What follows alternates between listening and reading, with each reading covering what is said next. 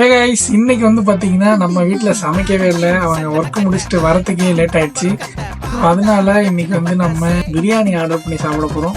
எங்கன்னு பார்த்தீங்கன்னா நம்ம ஊரில் வந்து எஸ்எஸ் பிரியாணி அப்படின்னு சொல்லிட்டு ஒரு பிரியாணி இருக்குல்ல, அங்கே தான் வந்து இங்கே இருக்காது பக்கெட் பிரியாணி ஒன்று ஆர்டர் போட்டிருக்கோம். அதை தான் வந்து இன்னைக்கு சாப்பிட போகிறோம். எப்படி இருக்குது நம்ம ஊருக்கும் இந்த ஊருக்கும் டிஃப்ரென்ஸ் எப்படி இருக்குது? ஆனால் நான் இது வரைக்கும் சாப்பிட்டதே இல்லை. எங்க தாத்தா வீட்டில் எஸ்எஸ் பிரியாணியா? ஓகே. பட் இது அல்வா நல்லா இருந்துச்சு. அது bread halwa. So bread halwa வந்து நல்லா இருந்துச்சு, சூப்பராக இருந்துச்சு. சாப்பிடுவோமா?